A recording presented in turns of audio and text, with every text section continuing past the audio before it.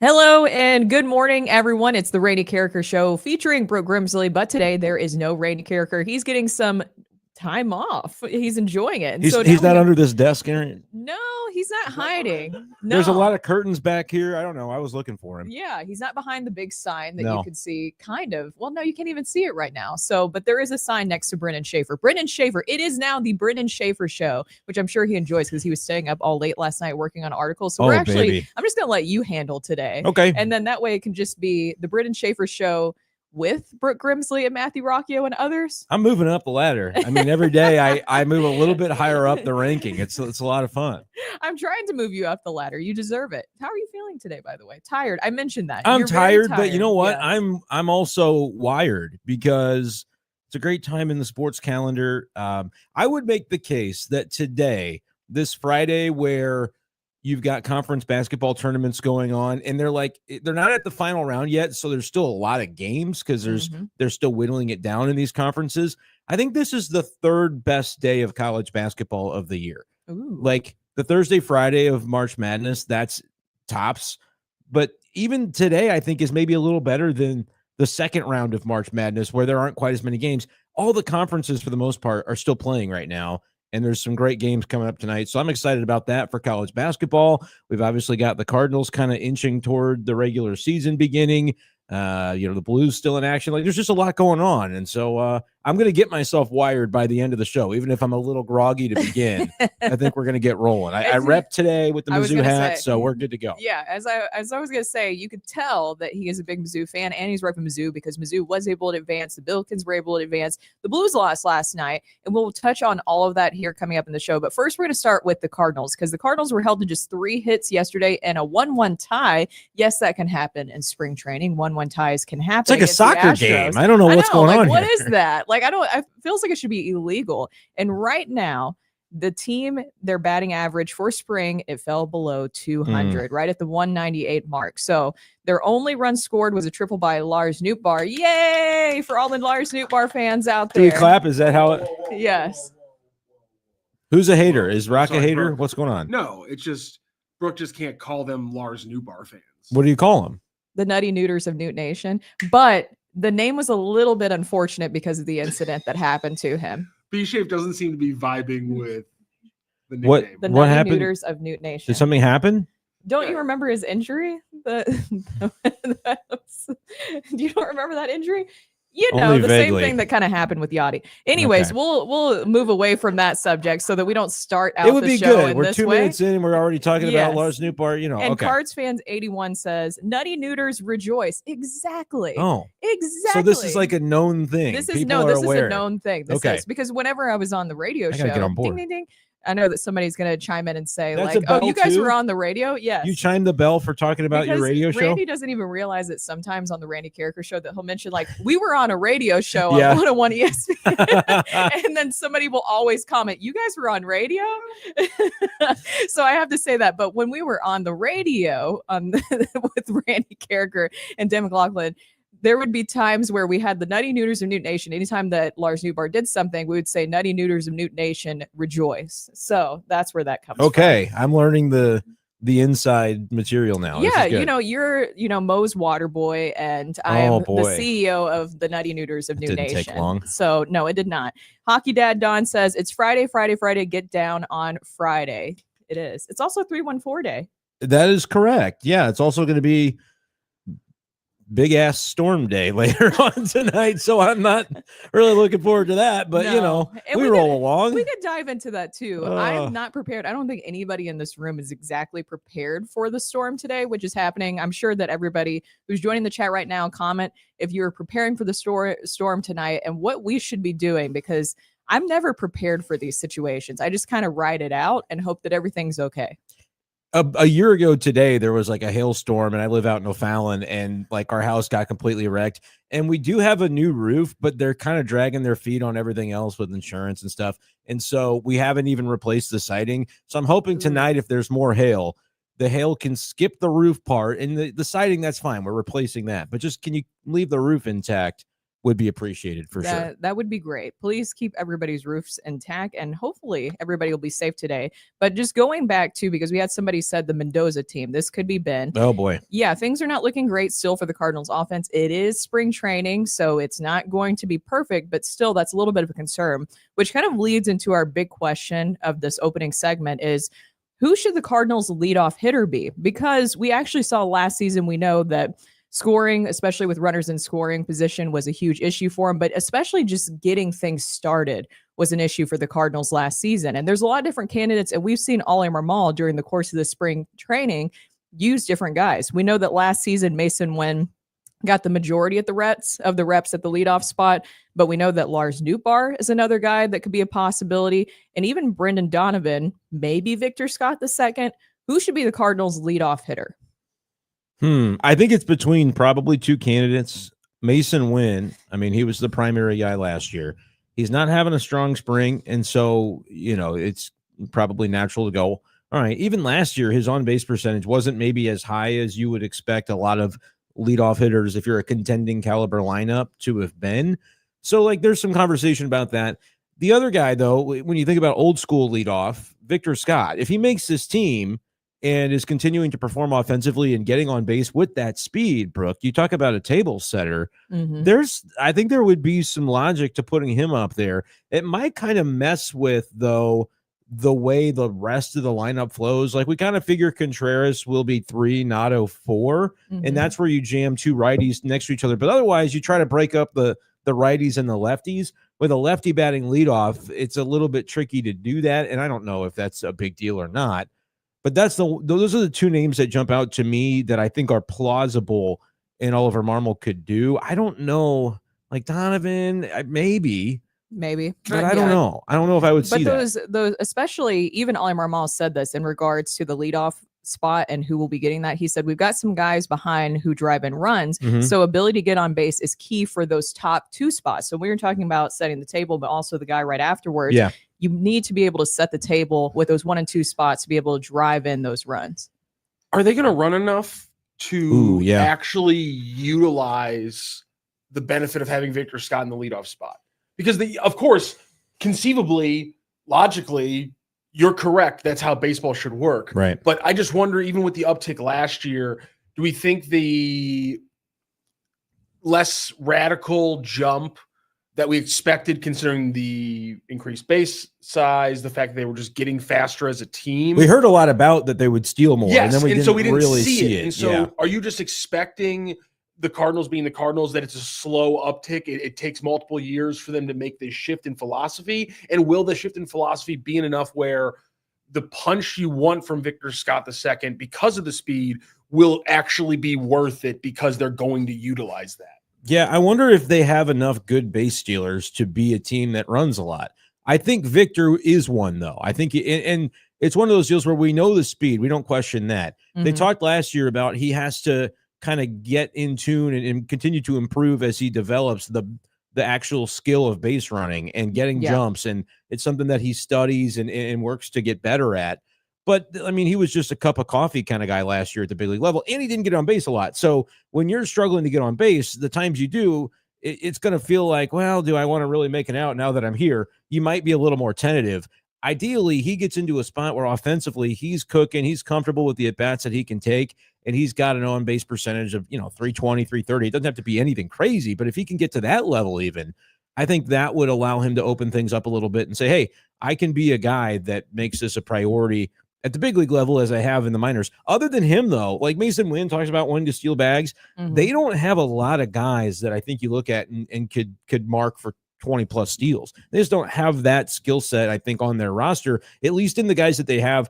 Those players haven't consistently shown that at the big league level. Maybe they have it in them, but they just haven't done it yet. So last season, Mason Wynn had a .290 on-base percentage at top of Ollie Marmol's lineup. And that was ranked 29th among 30 big league hitters. Right. So that's something that you have to look, and hopefully he improves upon that, but just kind of factoring into this decision of who should be the Cardinals leadoff guy this season. Of course, we're going to see, just like the course of the spring training, we're going to see a lot of different lineups, and we're going to see Ollie just try to figure out which option is best. But this is why this is so important to figure out who will be the Cardinals leadoff guy, because on-base production at the top was a huge issue last season, and credit to Derek Gould of the Post-Dispatch for putting together these stats.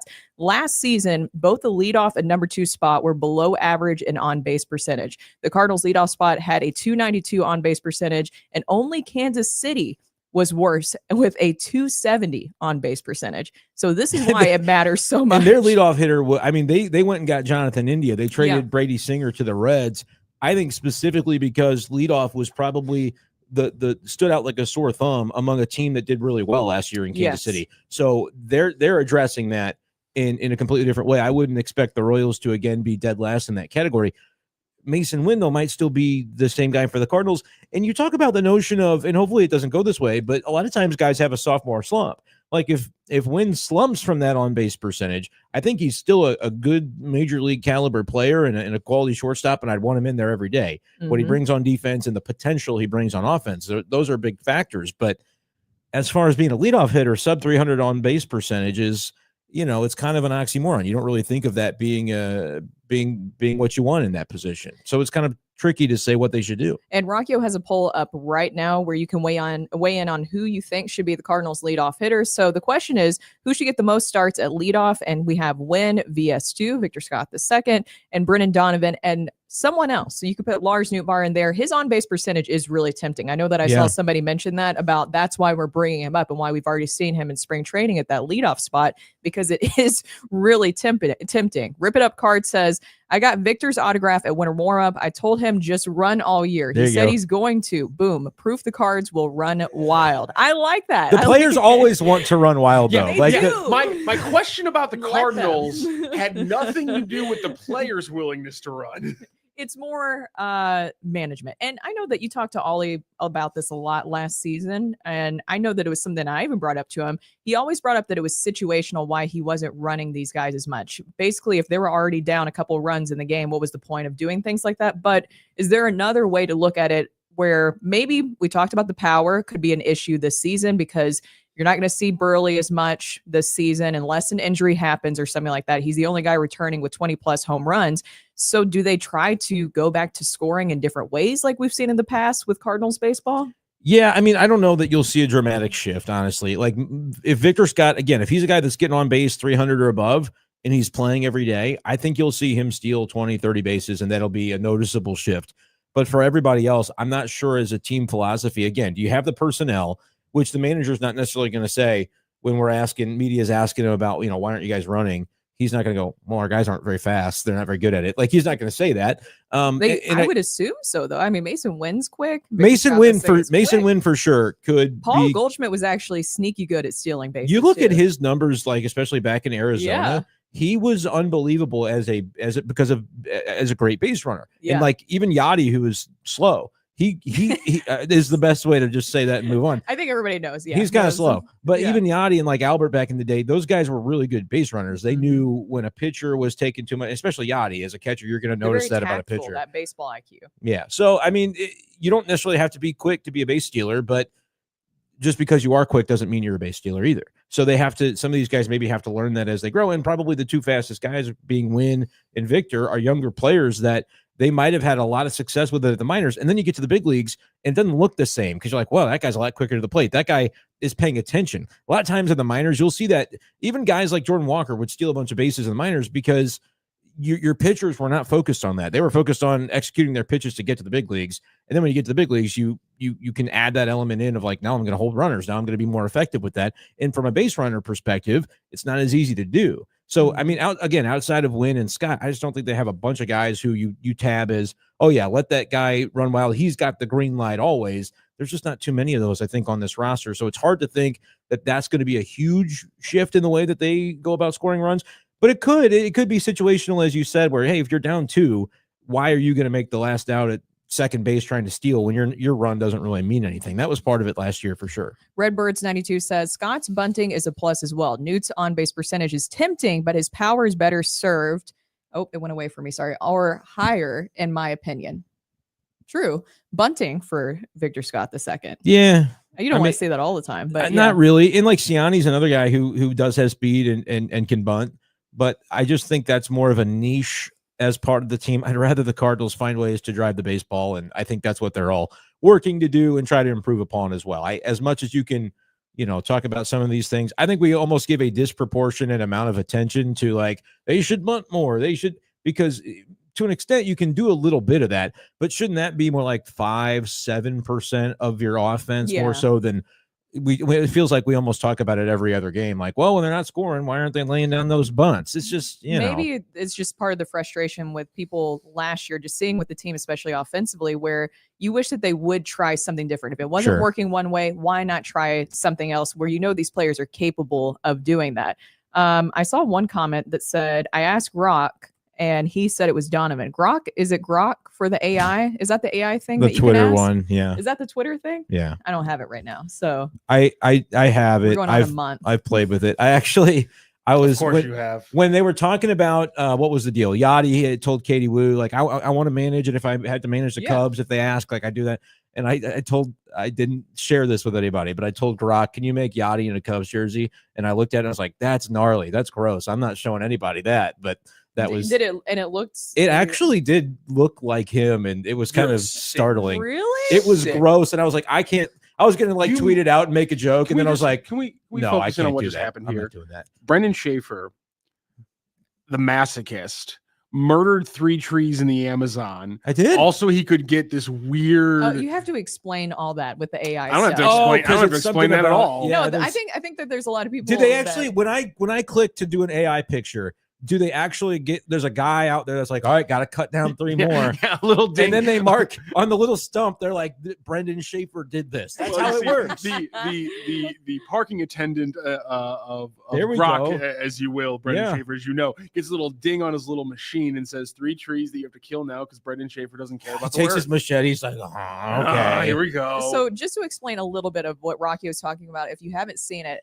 Supposedly, and I don't know if this is 100% true or not, it uses a lot of water because those AI uses bots. Okay. I don't think supposedly needs to be said this. We know what server. We know what server farms. This is all over my head. So we know what server farms. So those do. servers, the server farms, that's what is what AI uses. It requires a lot of power every time you ask a question, and so it uses a lot of water that. Then they have to use the trees for. Am I getting this correct in some way?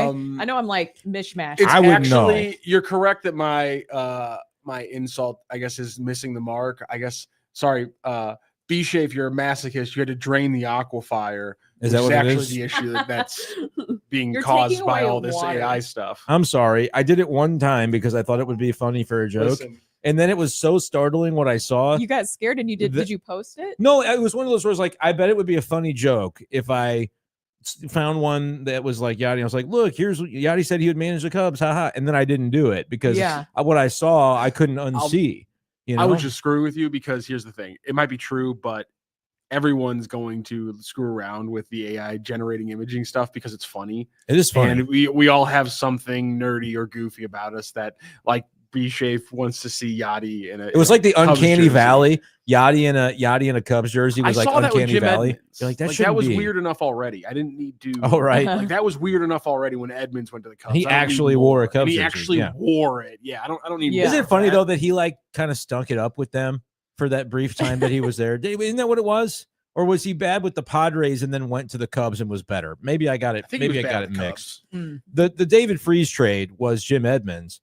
And I think that's what it was. I think he was with the Padres for a spell, not good, and then was actually good with the Cubs. I got those reversed. So, not that anybody cares. It's very relevant in 2025. Yeah. So just going back to the leadoff question, just checking in on the polls, we have 27 votes right now. And Chris says, happy to see that the most popular answer is giving leadoff to Victor. Would also like to see Koperniak get the opportunity to actually seize a starting position in the outfield. That's interesting. Now, Koperniak's just trying to make the team, but what's interesting is if he did make the team and you found, hey, we're trying to balance defense with offense, like Newton left, Koperniak in center, Walker in right. I don't know. I don't know what kind of center fielder Koperniak really is relative to Nootbaar. I don't think we've really seen enough of him to know that. Yeah. But the problem with him is nothing that really is his fault. He's a left-handed bat.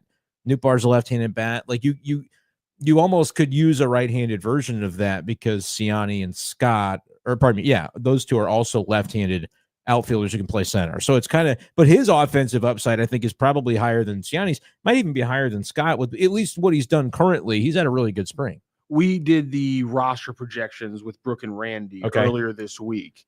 Do you have Koperniak breaking onto the 4-man bench? It's really tricky. Tell me who you had on the bench, because you're talking about one backup catcher. The collective that Brooke and Randy pretty much agreed on was Luken Baker, Jose Fermin, Alec Burleson, and then the catcher. I would be really surprised if it's Fermin, simply because I don't think he's going to play shortstop. For the Cardinals have never played him in the big leagues at shortstop. And I think that role has to be somebody that they're comfortable, not often, but that's the guy that backs up Mason like once every other week.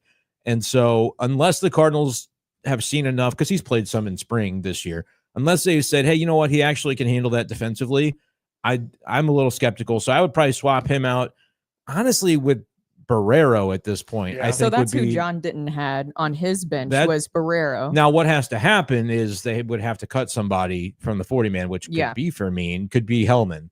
Because at first I thought Hellman was going to be that spot. Maybe he still will be, because the advantage he holds over Barrero is he's on the 40-man roster. Yeah. Barrero's not. But if the Cardinals, want to say, hey, who's the better player to help our team in this role? It's Barrero, not Hellman. Well, then Hellman didn't quite win the role that we brought him in to achieve, and so we'll DFA him. Like, that could be something that happens. Fermin, as much as Fermin's had a nice enough spring in terms of his work at the plate, I just think positionally Barrero has flashed, and they'll just have to find a way to put him on the roster. Baker, I want to see on that bench for sure. Yeah. But I do think it plays in like, okay, how do they handle center field? Because if it's Nootbaar in center, that shifts Donovan to the outfield and allocates him to play more outfield. So you're like, okay, we don't maybe need a Koperniak on the bench as much as we might otherwise, but Barrero is a guy that maybe they stick in the outfield. Hellman, they would be able to stick in the outfield if he were that spot. So it's a little bit tricky as to how that final spot's going to go, I think. So then question for you, where is Siani fit into all of this? Really good because question. That's a really good question. That's where we were left off with the bench the other days, because when I was putting together my outfield, I had Lars Nootbaar in left, I had Victor Scott II as your center fielder, and then I have Jordan Walker in right. And then when I was putting together my bench, I didn't have Siani there, and I realized, wait a minute, I don't have Siani in this, and neither did Randy Carricker. So I mean, here's the thing. He's struggling offensively. To me, that really doesn't matter that much relative to should he have a bench spot, because I think what he would bring to the table if he's not your starter is really good center field defense off the bench. He could play as a defensive replacement every time you're up by 1 or 2 runs in the 7th, 8th, 9th inning. Yes, Jordan Walker's going to play a lot, but he also doesn't have to play if it's 2-1 and you've got 1 inning left and you want to make a defensive sub. You can move Victor to center or Victor to right, Siani to center, or vice versa, and have a lot of ground to cover out there in a 1-run game. But there's also like, is that worth a bench spot to the Cardinals with everything else that's going on? You'd be a little left-handed heavy if you went that route.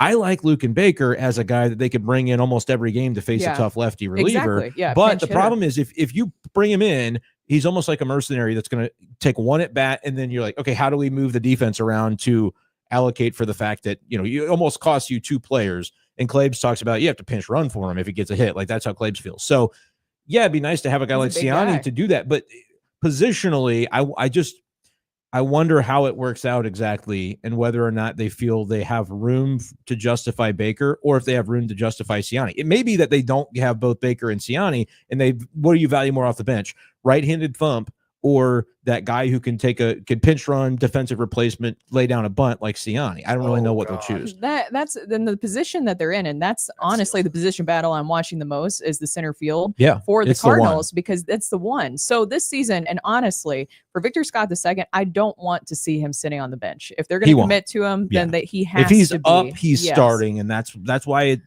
has implications on Siani for sure. Exactly. And it was interesting. We talked to Xavier Scruggs. You can go back and see that interview here on our YouTube page on Sports Hub STL. Make sure you like and subscribe as well.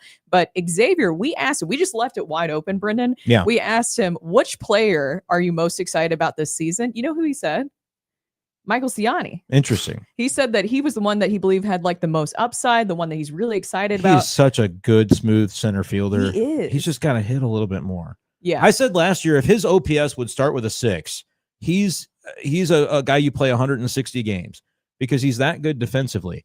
Right now, his OPS is it starting with a 1? I mean, it's been a tough go. Now, which granted, it has for a lot of players. 100%. Yeah. And I think too, and again, I can't claim to have watched every Siani plate appearance of the spring. He's hitting 036 with a 165 OPS. And the strikeouts now are starting to climb a little bit. Before it was, well, he's not really striking out a lot, so he's putting the ball in play. 10 Ks in 31 plate appearances, probably more strikeouts than you want for a guy like him if you're evaluating the plate appearances beyond just looking at the batting average. Because if he's putting the ball in play, I think that levels out. During the season, he hits for a higher average because the BABIP goes up. He's got such quickness. He's putting the ball on the ground. Like those things, I would be more encouraged. If the strikeouts are starting to climb, then it's a little bit difficult to justify every day, especially if you have Victor knocking on the door. That's the other part of this. And Nootbaar. I don't like the idea of Nootbaar in center field, but I also don't like the idea of Alec Burleson on the bench. He's got to play. Yeah. And so there's a push-pull, and it's been, to me, the story of the spring.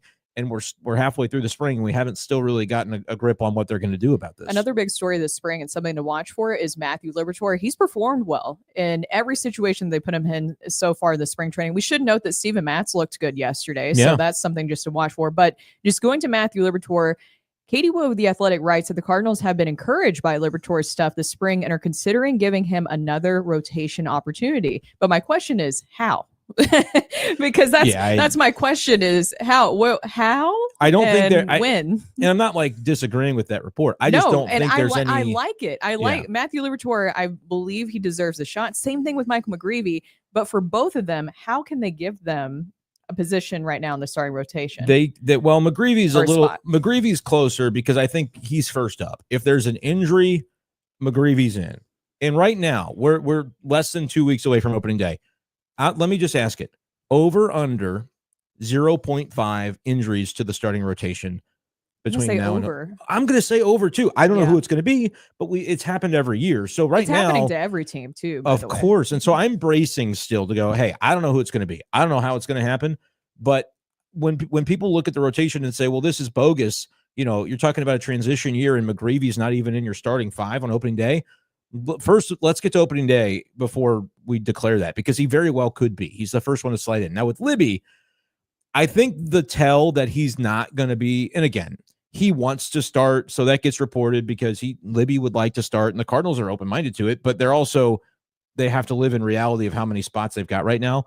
And so I think the tell that he's not going to be in the rotation conversation for much longer is that they optioned Graceffo yesterday to the minors. Those, and again, one's a lefty, one's a righty, so it's not exactly comparable. But those were both guys that you said, okay, they can start, but also they could be in that big league bullpen conversation. Graceffo going down is to prepare to be part of that depth conversation to start.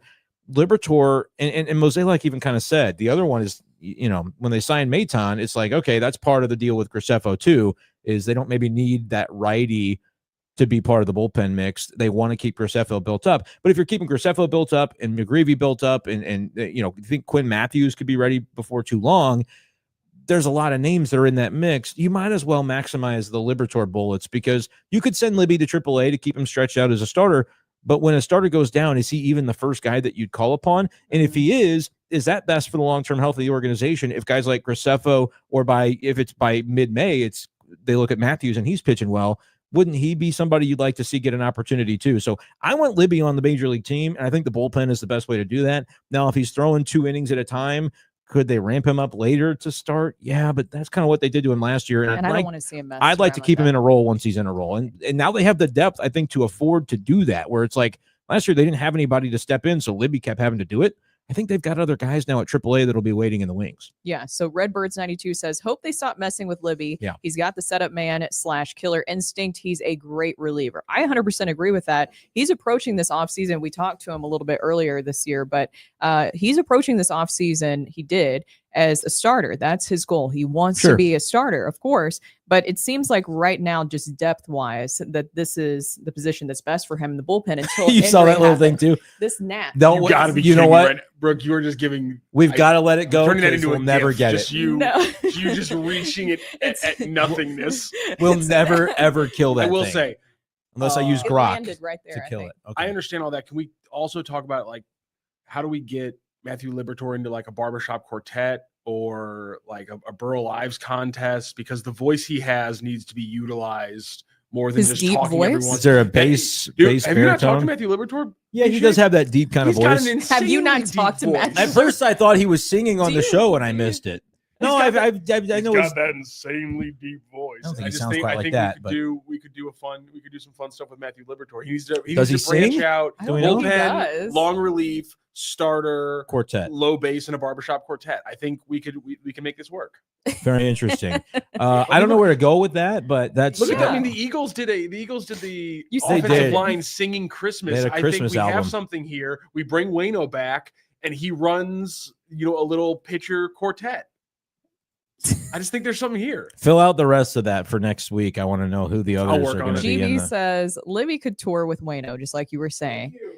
Isn't it his album? Hey y'all, Math. Isn't it like Wayno's album? Country album is Hey y'all. That's one of the songs. I think I didn't know if that was the name Oh, of the album. okay. I don't know. I'm Yeah, I not the think guy to ask. So Chris says, I'm actually encouraged with what I'm seeing with Gorman. Looks more focused and not so negative. Hoping he focuses on making contact with 2 strikes and using the entire field. His strength will play.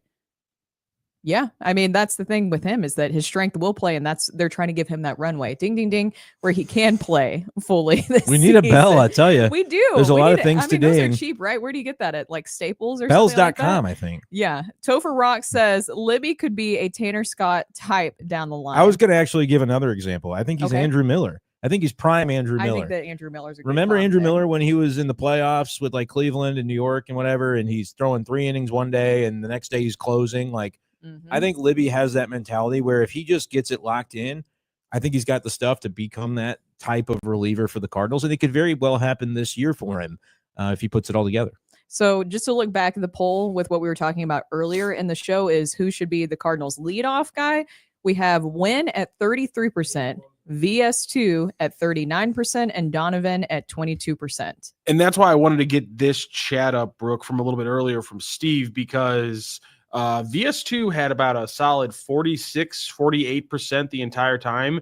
And we've gotten a run of Mason Wynn votes later. So I think some people have entered the chat who are a little bit different of mind, including Steve. So the question, the note here from Steve says, Wynn's leadoff, Victor needs to bat second, allow us to threaten early with 2 men on, and the 9 spot goes to Donovan. All 3 guys can put the ball in play. I'm hesitant because I don't think between Wynn and Scott you're going to get enough on base plus a little bit of pop. Like, I want there to be a guy that can hit some pop from that 2-hole as well. Analytically, a lot of people would say, honestly, your best hitter should be your 2-hole hitter.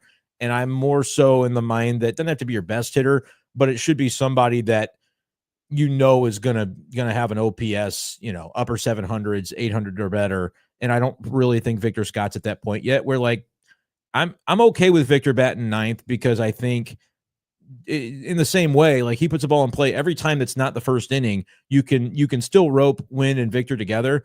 But I'd rather have some more experienced hitters that I feel like are more likely to have higher OPSs up at the top. So just to note on the other category, because I know we had other, and we mentioned Donovan, we mentioned Lars Nootbaar. Donovan has a career 340 on-base percentage as a leadoff hitter. Lars Nootbaar has an even better career 358 on-base percentage when batting first. So just to note for those 2 guys, and that's why we've seen them at times as the leadoff guys, as the table setters for the Cardinals. It is something they have to work on. I think I saw a comment where it's just they want to see people try to score in any way possible, but setting the table really does matter a lot for this team. And we saw them struggle last year. Barry said, maybe we should bring Crawford back. Oh, He was the clubhouse DJ. I mean, he's probably missed in that regard. Don't you remember we had Mater and then we had Crawford? Little Mater. Yep. That we did. Toe Mater. Chris says, indeed, Siani is a Gold Glove center fielder. However, a T-ball hitter doesn't belong. Whoa. Ooh. My kid's getting pretty good off the tee in the backyard. Is he already playing T-ball? No, but we okay. got like one of those little plastic ones. Yeah. He is ripping the ball. Left-handed swing. Oh, man. What do you think of that? Siani's a better hitter than my son, though. I gotta ask, what I kind would of hope so. What plane are we teaching him? An elevated plane? So it's funny. The what? tee is like, I'm not a tall guy. My son's not that tall. He's 2. The tee I itself. hope he's not that tall. No, but I'm just saying, like, relative to other 2-year-olds, I think he's like in like the 8th percentile. Oh, Nobody's no. surprised. Oh no, not oh no. I'm in the 8th percentile, Okay. right? So do they it's tell okay. you that when you go to doctor? Oh sure, yeah, because they want you to, like, every time this will be something that you learn. it'll tell you. It's so funny. It'll tell you like the height and like what their percentile is and the weight and the head circumference as well. And it's like, oh, they continue because they do it now. Mhm. Like obviously with baby and belly, Yeah. they tell me like what percentile he's in. Mhm. No, they do And it at every like checkup. You do like is every that 6 months. necessary? I don't know. It's good to know because if really all you I need would to feel know, like kind of angry leaving like No. the pediatrician. really, like, it's just Brooke. you want he's to. tall to me. If you're not in like a certain Not range, it's, statistically. they can say, okay, well, here are strategies with height. There's not really a lot you can do. It's like, hey, the doctors would say like, hey, he's kind of short compared to his age in the percentiles. And like, me and my wife are like both small people. And like, Are you? what do do you they want give us to you do? Like, advice? no, Yeah. there's no advice. Yeah, get him on the stretching machine.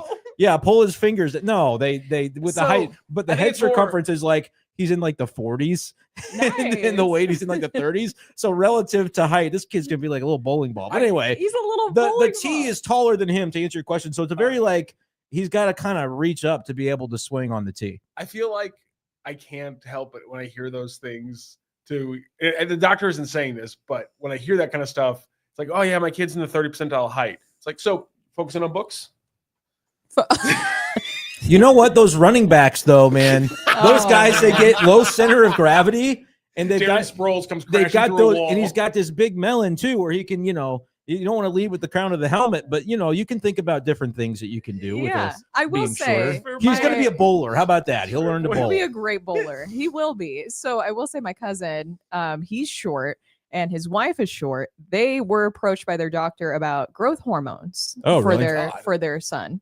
Like Lionel Messi short? Like does he have It's a congenital apparently it's really disease? common, and maybe some parents in the YouTube chat can weigh in on this. But That apparently it's really seems- common because he's short. He's like 5'5". His wife is like maybe 5 foot. So obviously their children. Yeah, will we be weren't short. expecting him to. And so their doctor approached them about growth hormones where he could grow, because especially I understand for boys that height really does matter for boys. I You feel like to it's be something- tall, but if you're Yeah. not, you can still be really cool. That's what I'm told. Yeah, I've heard. That's what they say. I'm Okay. 5'7", like and 3/4, so I'm not. I'm doing okay.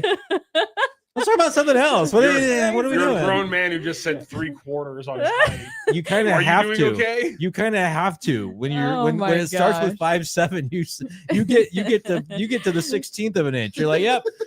Oh, I grew a little bit. Oh, yeah, okay. Yeah. So, anyways, apparently that's a thing where you can, but you have to be very careful about it because it could go wrong, where it could also stunt your growth. Yeah, If see, it's I don't wanna not mess with handled that. properly. I don't want to mess with that. Then it could also stunt your growth. Anyways, talking about tall people, we should talk about basketball now because Good Mizzou transition. advanced, and What a so did the transition. Billikens. We're gonna start with Mizzou because we have our resident Oh, let's Mizzou big fan over here, go. already repping the Tigers. So over positive here. yesterday. They beat Mississippi State. You were not positive at all yesterday. Was I Brenden, not? But I then thought you I were was. Happy. No, you were worried because they lost 3 straight We going into scrubbed the that SEC tape, though. tournament. We scrubbed that tape. Nobody saw what No, I it's said literally, yesterday. you can go back and watch Can't it. watch it. It's gone. Anyways, Mizzou was able to win 85-73 against Mississippi State. They will face Florida today at 6. Brenden, how are you feeling about your Mizzou Tigers? I'm feeling proud that they bounced back and played the way that they did yesterday.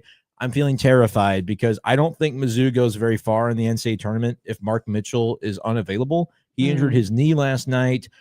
Barring the guards all just stepping up and playing out of their minds, which could happen. Tamar Bates was great Bates. yesterday. Caleb Grill was not, but I think he's always liable to bounce back. You'd almost need him. Perkins had a pretty good game. You'd need that again. As far as today, Mizzou's like a 9.5-point underdog. You take your best shot. I personally don't want to see Mark Mitchell today just because I don't think you should chance it. But if he's not available for next Thursday or Friday in the first round, that's going to be a challenge because he's a big part of what they do to become a little bit more multifaceted rather than so one-dimensional scoring the basketball. And if they don't have him, that could be a little bit of concern. But the defense was so much better. It's almost like losing Mark Mitchell for a good chunk of that game forced them to go, all right, it's up to us. And you know who came in? Aiden Shaw came in and played really good minutes for them, especially defensively, and kind of gave them a spark. I don't know if that's a spark that lasts throughout multiple games in this tournament, though. It was really good for him last night. I'd love to see him continue to play like he did, but we'll see. You're not buying a Tigers team leaning on Cruz and Trent Pierce. I mean, look, man, Trent Pierce is another guy that could step up. He was a stalwart defensively early in the season and has really tailed off. They could beat Florida. They beat him before. They beat him in Gainesville, but they're big underdogs. So I feel like that's okay. You're playing with house money a little bit tonight, and it's not they got the win that I think should keep them off of the 8-9 line Mm-hmm. when it comes to March Madness. I didn't want to see like Duke in the second round. And when you think about it, if you're an 8 or a 9 seed in the NCAA tournament, you win that first game. Second round, all right, you're playing a 1. And while it's possible that it's an SEC team in that 1 because of how many SEC teams are going to make the tournament, they normally try to avoid that, like a second round matchup against your conference.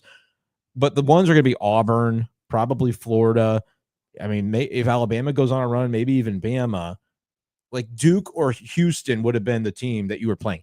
I think Mizzou is at least going to avoid that now after yesterday's win. They'll be like a 6 or a 7, I think. And it was even an off night for Caleb Grill. And I know that something that is a big positive for Mizzou, but we kind of see they struggle down the stretch of the regular season is they have the ability to have different scores. It's not like there's always one star, but Caleb Grill performing well definitely helped a lot. But he finished with just 5 points on 2 of 11 of shooting. He was 1 for 8 from deep. Still were able, That was the issue. So that was rough. But the fact that we're still able to win, overcome that injury, makes you feel a little bit better, but maybe a little concerned going into this Florida game. I mean, he could go 6 for 13 tonight. I was going to ask you, are we talking to Eric today?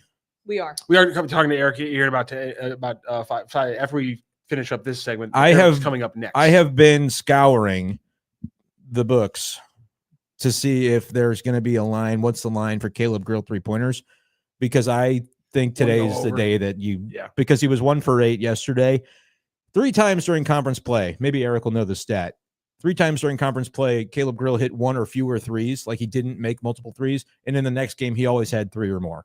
So I'm wondering if today's a day where he's able to lock it in. And if they don't have Mark Mitchell, that's about their only hope is Caleb going off. Also, I should say, and this is just kind of extrapolation, but like if the conversation is should he go today, and there was a conversation yesterday of should he risk it during the game going back in, I feel like it's pretty safe to say that they can shut him down and he'll be good to go for the tournament. And that's what I think is going to happen. Unless because they didn't look at it. If he gets an MRI or whatever, I don't really know. Or if that was one of those things where he just got, contusion and he tried to loosen it up and it didn't. So he said, and Gates had said yesterday, he didn't want to come back in if he was going to put the team at a disadvantage by not being 100%. Don't play him today. It's the same thing with Cooper Flagg and Duke. Why would they even try it today, even though it's a rivalry game? Next week is what matters. I'm hoping that's where Mitchell is, but I'm in total agreement. Don't play him today. Don't risk it. Speaking of the SEC overall, I enjoyed your Schadenfreude yesterday on X, the Everything app, towards Kentucky. Would you like to go more public talking about Twitter? Yes, exactly. Would you like to go more public about your thoughts on Kentucky blowing it?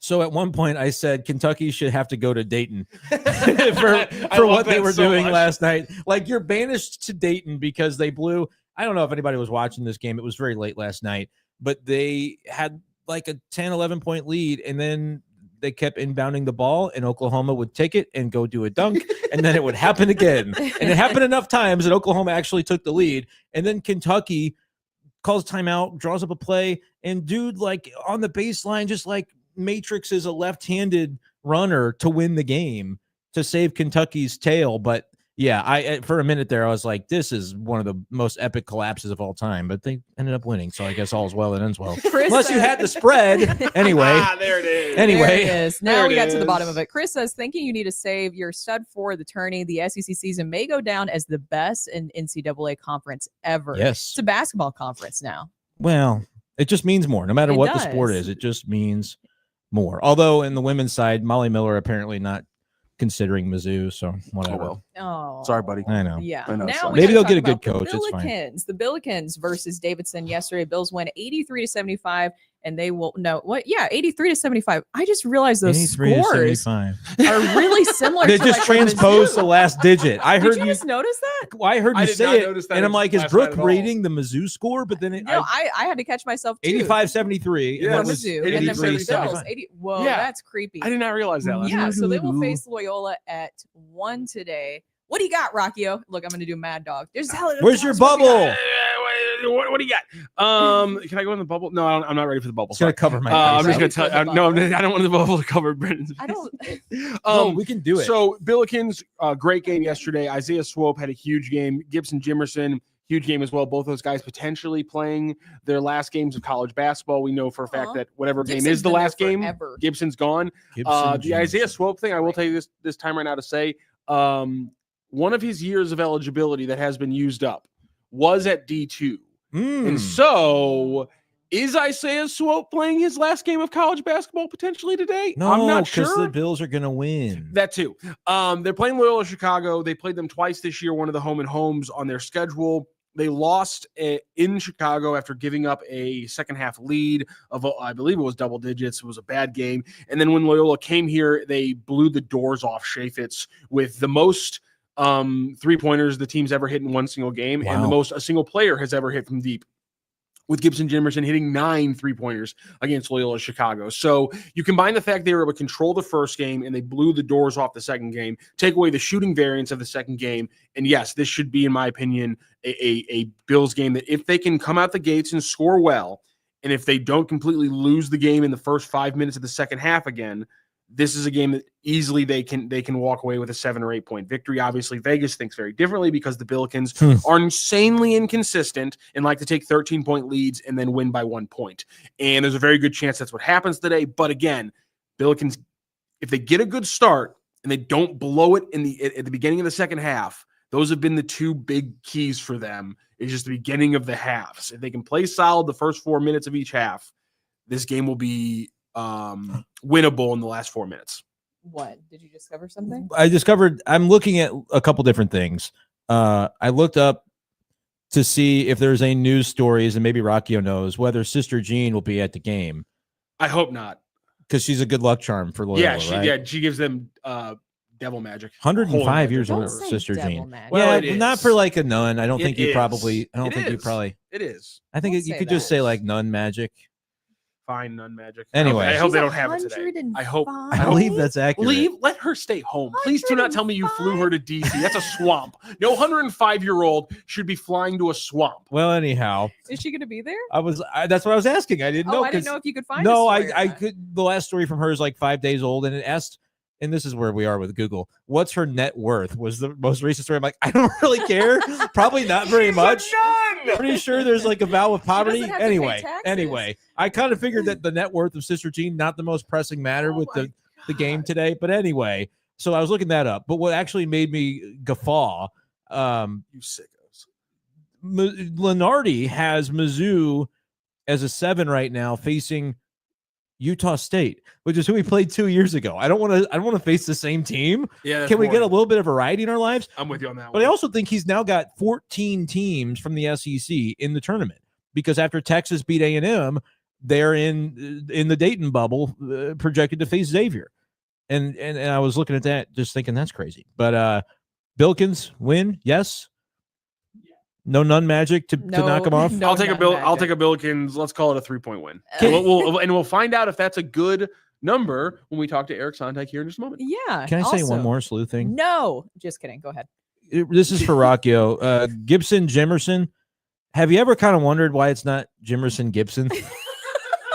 It flows. Is better. it just me? It's It like flows better. way better. It's crazy because I thought that 100% when he first arrived at SLU. But honestly, after 6 years, You don't do that it anymore. sounds really weird to go the opposite way. Every Maybe time Jimmy. I hear his name, The I thing go, that bothers me, Jimerson. actually, the thing about Gibson Jimerson that'll always throw me off is there's only one consonant in that last name. Like you think that there's going to be doubles at some point. It's all single consonants. It's like you think hard it's to there's no say. double M, there's no double R, it's all single is it consonants. Jimerson?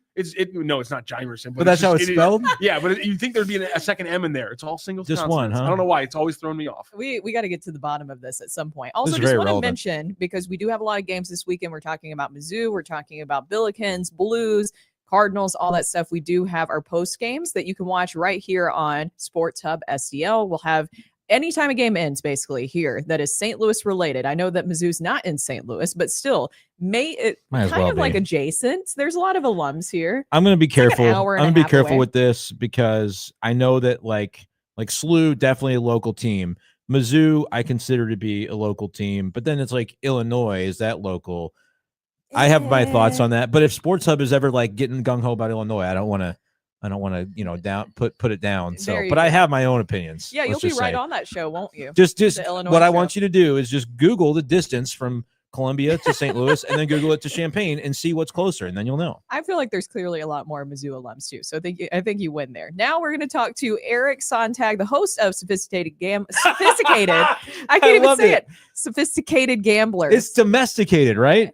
Isn't I thought it? you said sophisticated. I asked you. I asked you. When she said sophisticated, that's why I laughed, because I'm like, that's actually a better name.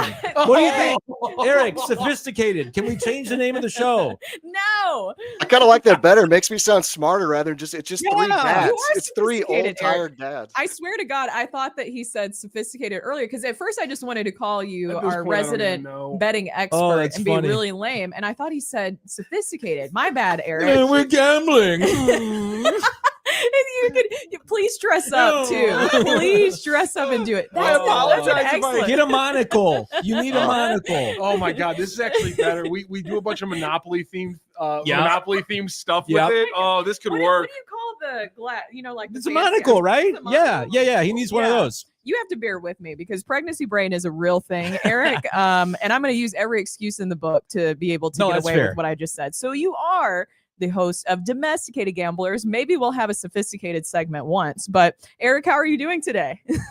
I'm doing good. Yeah, I like to think of myself as sophisticated sometimes. are. But, yeah, we'll see. But yeah, definitely, I get the pregnancy brain. My wife went through it, so I have a lot of grace for you right now, Brooke. But yeah, I'm all college basketball right now. Like Yes. these 3 days, the Wednesday, Thursday, Friday in particular of this week, it's just nonstop action. Like I've been to Vegas several times for this week, and it's way better in my opinion than next week because Vegas is just like an S show, for lack of a better term, next week because everyone is there.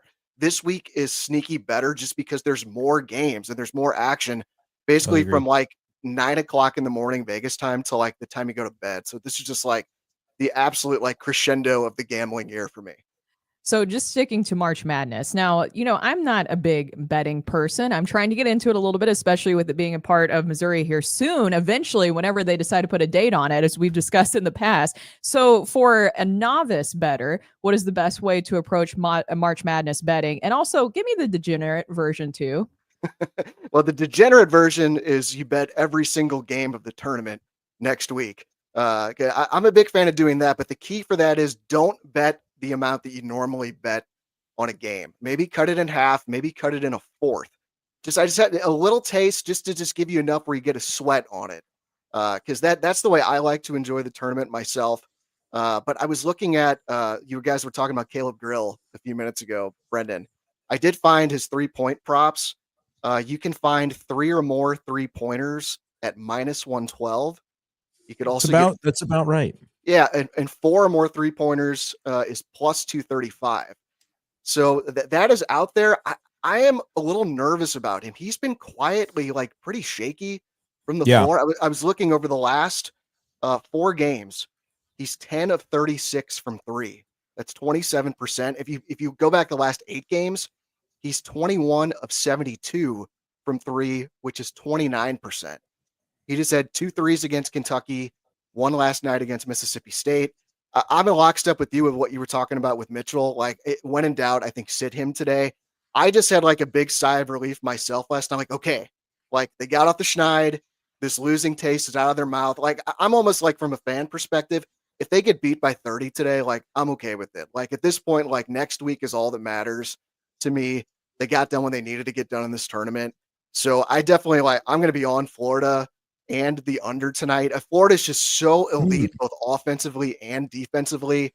I just think Mizzou's going to find it really, really tough to score. I'm not expecting Mitchell to play. I don't know that, but if I had to guess, he won't.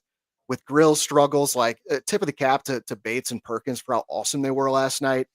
But Florida, like they can really lock you down, and they're going to want revenge. Like you hear that like revenge spot a lot in gambling, but Mizzou's the only team to beat them in Gainesville this season. I think, and Mizzou really like held on for dear life in that game. They were just like lights out first half, held on for dear life in the second half, and won by 1.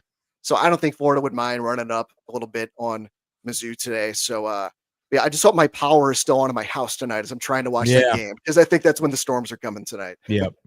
Eric, is there a prop that we maybe, if we're not feeling good about Grill, is there a prop maybe we pivot to with one of the guards? Like, is there an Ant Robinson or a Tamar Bates, like just like field goal base prop, or maybe we just go low, maybe we just go on the under overall in the game if you're not feeling hot about Grill? Yeah, under overall for the game. I'm trying to stall here, so I'm trying to pull up the odds for the game. But yeah, the under is just where I would be. There's a trend with conference tournaments just in general. When you have a team on a bye, like Florida is, and then you have a team that's playing on back-to-back days like Mizzou is, and if the team's a sizable favorite of at least 6.5 like Florida is, it's a little bit convoluted, but like it's a huge sample size and the under covers like 56% of the time. This trend, there's another trend with conference tournaments. I'm a sicko. Like I have like 34 bets in my phone today for these conference tournaments. Another trend with the Billikens, teams meeting for the third time this season, like Loyola and SLU are today. The under is just a really, really good bet. These teams know each other. They figure each other out what they're doing from an offensive and defensive perspective. It's really just all about execution. So I think the SLU game is a toss-up today in terms of from the side. These teams are eerily similar when you look at just basically all the stats across the board. So, but I will be betting the under in that game just for that trend. With the meeting for the third time this season, it tends to hit really well. Just pulled up Tamar Bates. His prop for today. The over-under is 12.5 points. I think that's pretty solid. Bates, I mean, I get the sense with these seniors, you saw it with Swope and Jimerson yesterday, and then Bates and Perkins last night. I don't think they want their careers to end. So, like, they're leaving it all out there right now. So, over 12.5 points on Bates, like, I'm not going to be on that, but I don't hate that one bit. Yeah, and that's another one that if Mitchell's out, there's going to be somebody that picks up the scoring, and Bates – certainly, it was good to see him have a bounce-back game yesterday. You mentioned, though, this week actually being maybe low-key, more of a compelling – I mean, there's a lot of – I love this Friday in particular because it's not too late in the weekend where, like, there's still a lot of games going on, but you start to really get to the high-caliber games. I just want to ask you, because one I was looking at this morning, BYU and Houston – BYU has been playing really, really well. I want to know, though, if you have any leans on that game in particular. It was like 7.5 last night, but the money is kind of moving on BYU a little bit. Any thoughts on that game? Yeah, I just looked at my phone. It's down to 6.5 for BYU. So yeah, so it looks like the sharps are liking them. The total is 134.5. Houston is just like so incredible defensively. They're one of, if not the best teams in the country with that. But they gave up 68 to Colorado yesterday, and that over cashed in that game easily. I was actually on the under. It was 126.5, and there were 145 points scored in the game. It's a weird game, yeah. Yeah, so I don't know if that's a case of Houston, lagging a little bit defensively, or maybe they lock in more after that. So I have no take on that game, but there is something about these teams, man. When they get rolling and they're playing day after day, like BYU, I think they are very live today. All right, this is a little bit into the weeds, but something that I am interested in betting. What about with NFL free agency, especially Aaron Rodgers watch? I know that I might be putting you like where you have to look it up real quick, but maybe it's just me, the Titans fan, curious about what the betting odds are of where Aaron Rodgers will land. Yeah, my co-host, Sean Fisher on Domesticated Gamblers, just texted me about his sophisticated gamblers. Yeah, so he's a big Packer guy, big Aaron Rodgers guy. It looks like the odds for where he's going to go. The Steelers are the favorite at -110. Giants right behind at even money +100. The Vikings are +300. Could you imagine that after Favre goes from the Packers to the Vikings? It's destiny. If Aaron Rodgers does the same thing, that'd be crazy. But it's still it's crazy. The NFL is king when it comes to gambling. And that's what my hope is. We get this thing launched as soon as possible in Missouri. For the beginning of football season, but it's probably going to end up in the middle of it. So, that's interesting with Aaron Rodgers, where he's going to end up. And just quickly touching on the two other local teams for this weekend. So, City, man, I really survived last week. I was big on that under. Yeah, wait a second. City. Oh my God! So it ended up. Becher almost ruined your day. Good Lord! So it ended up pushing, but that was a fortunate push because there definitely should have been more than 3 goals in that game. The play I like tomorrow with a City in Seattle, you can get both teams to score on DraftKings at -130. That's about as high as I would want to go for it. But City, I saw on their website, there's only been 2 times in MLS history that a team has gone 4 games to start the season by shutting out their opponents, and it hasn't happened since 2012. So you got to think Seattle's probably going to get on the score sheet tomorrow. And I think City's probably going to score too. Seattle, they've actually played 7 games this season because they're playing in that CONCACAF Champions Cup. And it's been like goal festivals in their games. There's over 3 goals scored on average in their games. Both teams have scored in 5 of their 7 games. So I really like that look tomorrow. Both teams to score. You can get that on DraftKings at -130. And the Blues tomorrow at the Wild. The Blues have opened up as a +114 underdog. Blues still in their last 11 games, 7-2-2. The only 2 regulation losses they have, they like severely outshot the Stars last, a weekend or 2 ago, and then they outshot the Penguins big last night as well. So I feel like the process is right with them, and the result is going to come. Minnesota is not scoring at all lately. They've scored 2 or fewer goals in 8 of their last 9 games. So I definitely think the Blues are a live dog tomorrow at Minnesota. Great. Well, thank you so much, Eric, for joining us. And you have your show today at what time? We'll be coming up right at noon, so just about an hour from now. All right. It's domesticated gamblers. I'm so scared of messing it up now, Eric. So, Pregnant brain. All good. I don't think you should be. Sophisticated just sounds really I think good. we made an improvement, frankly. You're very sophisticated. There needs to be a segment now. Like you just have to do it. You have to get. Bet, You said monocle. I will. Berenstain bears this. The Monopoly man does not actually wear a monocle. Well, I didn't say he did. That was whatever. Oh, so, but I really think like there needs to be a segment on domesticated gamblers called like sophisticated gamblers, and then you guys like bring out Monopoly money or something like that. And I think this could really work. Taking notes, Rock. I would love that. Sorry for changing your show name, but appreciate all of But your update the advice, graphics now because that's what it's called. We're going to get right on that. Thank you so much, Eric. That is Eric Sontag of Domesticated Gamblers, and sometimes they're sophisticated too. And we appreciate all of his insight. You can see that on, I swear, that was so I heard, good. and Rocco, you probably did tell me domesticated, and my brain just like did not digest it properly. So I might have said sophisticated. I feel like I didn't because the graphic was correct. And I made the correct graphic, but I there's a non-zero chance I said. In fact, yeah, I probably said sophisticated. It's been a long week. It's been a long week. I've been on a roll naming stuff lately, and so I just came up with a better name for their podcast. Sorry. There you go. Look, sometimes it happens like that. All right, we have our Grim Report, but also kind of a little bit of an overarching to kind of close out the show today. So no, dang it, because you made fun of it yesterday. No, it was not. I was supporting it. You even clipped it off for Twitter. I thought I did good. It was more the fact that you singing the fight song into predicting a loss. Then I said. No, that was the most sad sack thing I've seen in such a long time. Guess what, baby? It was so great. It worked. Yeah. So we reported a little bit earlier this week that Rob Manfred and Major League Baseball, some of the owners, were approaching the Rays team owner Stu Sternberg about maybe selling the team because there's a lot of stuff going on with the Tampa Bay Rays if you haven't paid attention. So the latest update is that the Tampa Bay Rays new stadium is officially dead. So we were talking about this.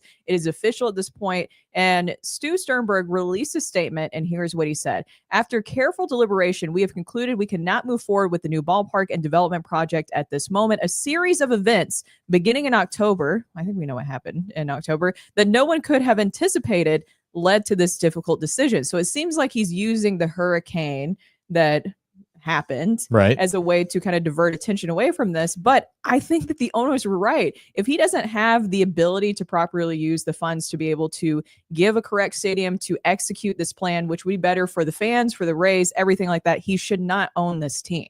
Yeah, MLB approached him and said, "Hey, how about you don't be the owner anymore?" Like seriously. And I look, the hurricane ripped the roof off the old stadium that they were trying to replace anyway. Now it definitely needed upgrades. Yeah, for sure. And look, does it create complications for the coming years of like where do you play? They're going to play in the Tampa Yankees stadium this year. It's a small minor league facility, but the Yankees are allowing them to do that in their same kind of fan base zone, still in Tampa region. So doing that, but that's not a long-term solution. It's just gross to kind of think about the Athletics are now in a minor league stadium, the Rays, like we're moving backwards here. Minor league stadium is really weird still for me for the Athletics and everything that is going on because and they tried to make it seem like it's cool. Like, didn't you remember the quote where it's like, well, you can see, you know, Aaron Judge, you know, hit a home run here, and I think it's super close to it. It's a nice novelty for like a year. But then the way that it happened is just disgusting. And the same thing with this Rays situation. I understand you can't predict a hurricane whatsoever, but there's a lot leading up to this where we talked about yesterday, the revenue money that's being shared, especially the TV revenue money that Sternberg is getting from other teams, and he's clearly not putting in his team. We had somebody weigh in on the chat yesterday that it said that it's hard being a Rays fan because as soon as a player gets good, you know that they're gone because they're not going to be willing to spend any money on them. So at a certain point, I feel like you do have to move on, find a different owner. This also has brought about relocation talks. So do you see the Rays possibly being a relocation team? Yeah, I say it's more likely than not that they move unless he does sell to a local ownership group. And if he sells, they could still move. But like the stadium deal dying, the Rays basically pulling out of it like they did and announcing it yesterday suggests that there's not really a long-term solution that's going to happen in Tampa/St. Pete because they tried. They say, oh, well, we can come back to the table and stuff. I don't think so. I think that ship has kind of sailed. And so now it's sort of in that in-between limbo where a decision needs to be made. You're going to sell a team or move the team is probably the way it's going to go. Not that I think that's great. I hate, as a St. Louisan, I hate seeing any sport, a team getting ripped away from a fan base. I think of the kids that are fans of that team, and they're like, well, what do you mean my team is leaving? That sucks. That's like the first thing I think of. And so I think it's a bummer. But I don't, like reading the tea leaves, I don't think the Rays are going to be in Tampa if he's going to stay the owner. Like something's got to give. It seems like it's a good market too, so you wouldn't want to leave that area. But with the work stoppage coming up for Major League Baseball, do you think that it's more likely that we'll see a relocation before an expansion? Because expansion is the other conversation there too, of adding more teams. I know that Nashville has long been reported as one of the areas that will eventually get a Major League Baseball team. You'd like that, wouldn't you? I mean, I'm not opposed to it. Cool. Nashville is a great city for baseball. I know that it's known as the Music City. You have the Titans there who are terrible. We need somebody to win a championship in Nashville. That AAA park, though, is awesome. It's nice. That is such really a cool and you backdrop. Have Vanderbilt baseball. That's what made me a baseball fan, was Vanderbilt baseball. Growing up watching Vandy baseball, the Vandy boys, and seeing how they performed. That's how I became a baseball fan. Mookie Betts is from that area. You can see him definitely leading the charge. David Price, also from my hometown, too. So there's a lot of players, and there's a lot of players who live in the Nashville area in the off season too, and Sonny Gray from that area too. So there's a lot of players from the Nashville area. I think that it would happen. Now, I will say when I was there recently, I did ask somebody about if they could expand the Sound Stadium because I was still living in Nashville when they built the new stadium for the Nashville Sounds, and I was always told that was the goal, is that they could actually expand it to where they could be a Major League Baseball team one day. But apparently that's not the case because then they started building too much around it because Nashville has grown way too quickly. Yeah, it's a cool area for sure, but I think they would need a completely new stadium site. Expansion / teams moving seems like a real possibility. Like with the Vegas thing, the Athletics are supposedly still going to go to Vegas. I'm still not totally sure that John Fisher is going to get his way. Like they're even putting the Las Vegas patch on their uniforms this year, which is a little bit. Are they really? Like Las Vegas, the city is sponsoring, the sleeve patch. Have they secured the land yet, though? Because I don't know 100%, but like they're trying to publicly play it like, well, this isn't just a patch. Like we're coming. Like they tweeted that out the other day, and I'm just like, I'm not convinced. I think Vegas could end up with an expansion team if that whole deal falls through with John Fisher. That would be a mess. Then the Athletics, like Sacramento, would love to keep the Athletics because they're, for as much as we're going, minor league stadium. From everything I know from behind the scenes, like they're putting their best foot forward to try to make this a successful thing to where if it did fall through, Sacramento's like, well, they're already here. Maybe we can rally around this. But my thought is like when you expand, you probably would have to expand by 2. And so if it's like Vegas, what if they get an expansion team? Maybe the other one's Nashville. Maybe there's some other cities that are, in the running where it ends up 32 teams. But also the Rays factor into that because when expansion type of stuff happens and teams are also relocating, like what if the Rays were to move and they move to Nashville? Like stuff like that. Yeah. Who knows the direction all of this could go, and it'll be decided in boardrooms behind the scenes. But it seems like a lot of different outcomes are still possible. I'm reading from Martin Gallegos' story, March 6, 2025 on MLB.com. He says after reaching agreements with the Las Vegas Stadium Authority on lease, non-relocation, development, and community benefits in December, the A's expect to break ground on their $1.75 billion, 33,000-seat stadium, which is designed, who cares, at some point during the second quarter of 2025, likely June. That would put the project on track to be completed in time for the A's to move in by 2028 opening day, following their temporary relocation to Sutter Health Park in West Sacramento. So it was April. This was back on March 6th. It was supposed to be April that they would break ground, and it keeps getting pushed back. Yes. I'm just a skeptic until I see I'm with it. you on that. No, I think skepticism is 100% needed and fair. And Vegas didn't how quite. sketchy these dealings have been. I don't know if Vegas really even wanted the team. Like That's the what- that was the taxpayers weird didn't They really didn't. want The mayor it. was Sisyphus. I mean, on that thing, and I can't. You would think that if I you're honestly announcing can't believe that it you're got- moving, that you would make sure that everybody that the place you're moving to want to. I honestly on the can't same believe that page. there's It's a weird. story that apparently is just like, oh yeah, no, it got approved. We're all good. I can't believe that's actually a story. I'm shocked. It's weird. Either way, I think that he should sell to somebody else, and I would like to see it stay in Tampa. It just, I'm wondering with the work stoppage coming up, how much that will hamper things and progressing. Yeah, I mean, that's another hoop that they have to jump through. And like the work stoppage is not a guarantee, but when the commissioner is talking like it's a good thing if that happens, you kind of. And then you have Tony Clark on the other side saying like it's pretty much going to happen. Yeah. Because they know it was a leverage play the last time. Like, remember, spring training was pushed way back, and it was, it was not a good situation, but you got to the point where it's like, well, we don't want to miss the season, especially coming off COVID, where you had a short season anyway. Players didn't get their full salaries. It was all prorated that year. So they felt the squeeze. I think frustration from that, from the players' side, and how they maybe feel like they didn't get the opportunity to really see that whole thing through and like hold the owner's feet to the fire and say, like, we're the product. You're going to have to be fair about this. I think there's a groundswell to gear up from the players' side to be like, we're going to have to do this once and for all at some point. And I hate it for baseball fans, but I don't think necessarily the players are wrong in it by any means.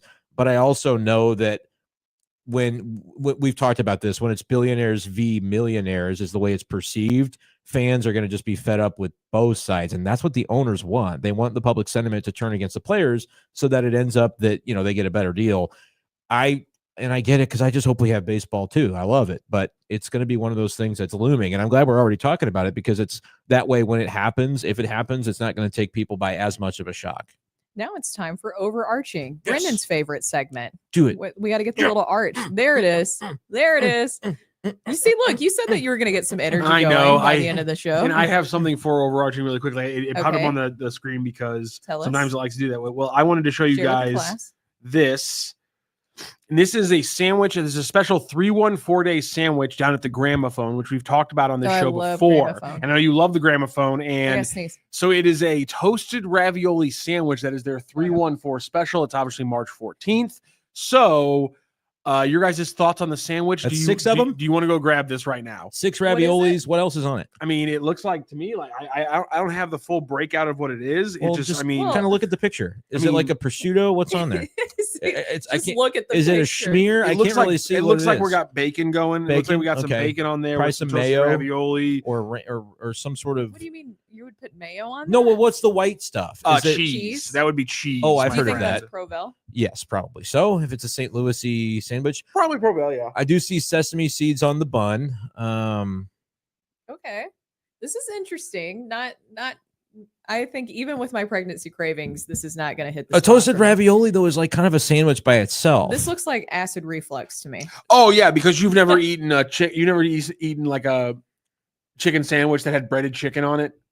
That's a little different. This is How is it different. different? It's How different. is it different? It's so different. It's just is the How? breading is more prominent on this than it would be on a breaded chicken there- breast or something. Yeah, there's a It's lot. unbelievable that you would say that this This is is different. sandwich T-Ravs, section. T-Ravs, pepperoni, thick cut With bacon, pepperoni. Provel, homemade marinara, and an herb blend served on a buttered sesame baguette. That's a put it lot.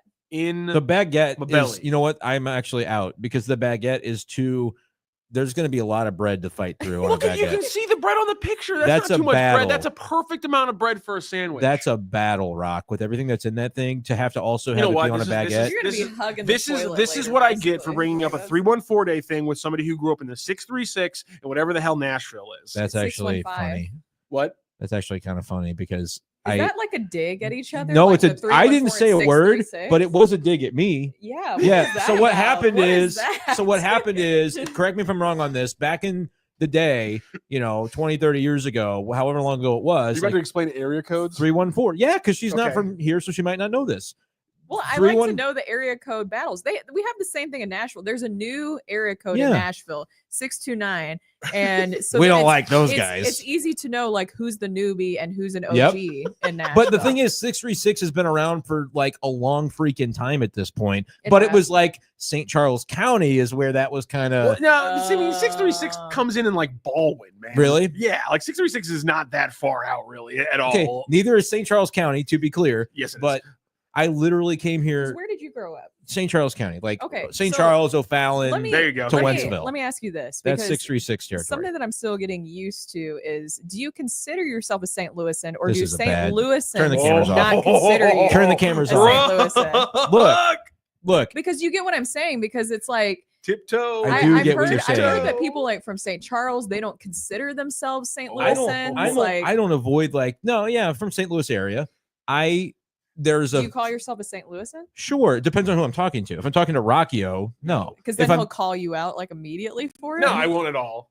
But if I'm talking to somebody from where's the person from that I am talking to? Are they from this country? Are they from California? Are they? Yeah. Where are you from? Yeah, St. Louis, a little west of St. Louis. It's okay. Like, I'm not that level. Like, I know people who get mad when people from Belleville will say, like, I'm from St. Louis. And I'm like, if you're talking to somebody from California or further away, they're not going to know what the hell Belleville You're not going to is. say, I'm actually from the Metro East. You're going to say St. Louis. It's completely reasonable. It's a suburb of St. Louis, all the way out to Wentzville. I consider Wentzville to be the last suburb. If you're in Wright City, I'm sorry, you don't count. See, but everybody's got the man drew a line. Everybody's got their own. If you're from St. Louis City or St. Louis County, you look down on St. Charles and you're like, that's not real. Yeah, that's over the bridge. Oh my gosh, there's an entire bridge you have to cross. I will mind you. The bridge. I will mind you. The man was screaming at a listener not 24 hours ago, go find a river. Yeah, that river won't work. That river's not the one that you can find to then legally bet, not until it gets legalized. I'm just saying, you were yesterday talking about how big of a deal the rivers are. Find a river that is a demarcation for a state line, and you will succeed if you're on the other side of it. I just can't believe you guys don't want to very unhealthily eat that fantastic You know sandwich. what? Yeah. Happy 314 day to everyone except for Brenden. Now, wait a minute. When's June 36th? Nicely done, Brooke. June 36th is going to be my day. I can't wait. Do you celebrate that? What do you do? Well, the 36th of June. Oh, not the. I thought you said June. I thought you said something else. No, I was joking about we need a 636 day. Is there some? I thought somebody does June 36th, celebrate. yeah. Does somebody celebrate in any way with that? Because I feel like there is somebody I know that actually. I don't know how you would do it from a date perspective. Yeah. You should have your own little bet day, June though. 3rd, 2006 was your own little wacky. day. You should have your own little day. Should the 629 people have their own little day? That's June 29th. No. Nope. No. So that's how Rockio feels about 636. I've had my phone then number. The new people. I've had my phone number for 18 years probably, and it's a 636, and yet I'm a newbie. I find that fascinating because there's so many people I meet here who are like, oh, but they're from St. Charles, or like I'm from St. Charles. I'm not a The St. answer Louis. is, Brooke, it's really dumb, but I do it when it's fun and it's convenient for me and makes the joke. The suburbs go west until you get to farmland, and they continue building west. And one day they'll get to Columbia, and Columbia will be a St. Louis suburb. I was gonna say, I love how Brendan's like these, and then these people just put these arbitrary lines. By the way, here's where my arbitrary line is. I do the same thing. So what is the cutoff? Is it? He says Wright City. Legitimately, it's Wentzville is like the last frontier in my opinion. Really? But now Warrenton's been built up, and so you're like, I'm going to Cottleville today. Am I still in St. Louis? You're good. Okay. Yeah. Okay. How far You're away a St. is Louis Cottleville? suburb. Cottleville's about a 30-minute drive from here. So I don't know. About 40 minutes out of the I just city. want to be a part of it. I'm a 30-minute drive from here, but O'Fallon is very much a St. Louis suburb. But St. Charles is like its own thing too, so that's why it's tricky. You know, the thing I had to get used to also is the amount of just like municipalities that you guys There's have, a bunch of them, especially for like under 10,000 people in a single municipality. Brooke, good thing for you to know is not only is it weird, but they're totally useful, and we need it. We absolutely need it. Confused me. Driving down 70 toward like you're around the airport going towards St. Louis, you'll change like every quarter of a mile. You're like, I'm in another one. The one that you're talking about that hits everyone is you're on 170, and right before you hit Delmar, or I want to say you hit, no, it's after Delmar. It's after Page. You hit like Kinlock and then Charlac, and literally you could this is not me saying stone's throw to be whimsical. I'm literally talking about an actual stone's throw from the Kinlock sign. You can hit the Charlac sign that's on the highway. No, 100%. Mine's not 170. I don't really venture there. Okay. What's the one? I think it's the same name as like an old Blues defenseman or something. Shanahan. No, he was a forward. It's a little municipality right by the airport. Like you see a sign, and then a quarter mile later, there's another sign. Was there a former Blues defenseman named St. Ann? No, I think it was I'll find it. I don't know. This is a bad game to bring up But because if you said don't have any airport, idea. the only thing I can think of near the airport is that not St. Ann or no? It is, but that's like a little bit later than the one I'm talking about. I'm literally pulling up Blues defenseman because for some reason I thought it was look like at a map of St. Louis it's not, so much faster. It's not Bowmeister. It's not Nick. It's not Bortuzzo. Sure? It's not Nick Letty. Edmondson. It's Joel Edmondson. Ding, ding, ding. There's a little sign that says Edmondson. You're right. Yeah. Thank you. And then like a little bit later, there's another one. I wasn't wrong. It's a Blues defenseman. I found it right as you said it. So I said it first. So now you can't make fun of me anymore because then I found No, you came up with it right as it hit my eyes on the screen. Because you're right. Because I have noticed that, and Edmondson. I'm like, because when I was driving like past the airport, every time I see it, I'm like, what is this? Like, what does this mean? Like, does anyone live there? What is Edmondson? What is I don't know. But again, population it's a city. of Edmondson? We 600. We need all these. We can't get rid of a single one, else the city would crumble. 100%. It's really confusing to explain to people too back in Tennessee. 860 people live in Edmondson. I don't know where the houses are. It's just like that one little stretch of 70. I have no idea. There's not many. I have no idea. They're underground. They belong. Okay, don't take things. It's away the from Rittner them. School District. I don't know. Oh, nice. All right. Well, anyways, that's our overarching items of the day. Learning more and more about the beef between 314 and 636. It's really fun. One final thing, post-game shows today. After Blues Yes. game, Eric Sontag will be hosting the Billikens post-game. I'll be joining, and Bob Ramsey will be jumping on as well. Nice. And then we'll also have the Mizzou post-game later on tonight, which will have Kareem Rush, former Mizzou sharpshooter, and the man in the Mizzou hat, I believe, will be hosting with him. Will I? I don't think there's any chance that's true. But... All right, Brenden Schaeffer's not hosting with him. Never mind. Am I? I don't know. I like how you just did. You know that, or did you just put him on the spot to rope him into? I feeling literally guilty don't about know. not But doing it? here's what I'll say. Yesterday, I said you asked if I would be on Card Sub yesterday. I said there's no way in hell. And guess who hosted Card Sub yesterday with Joe?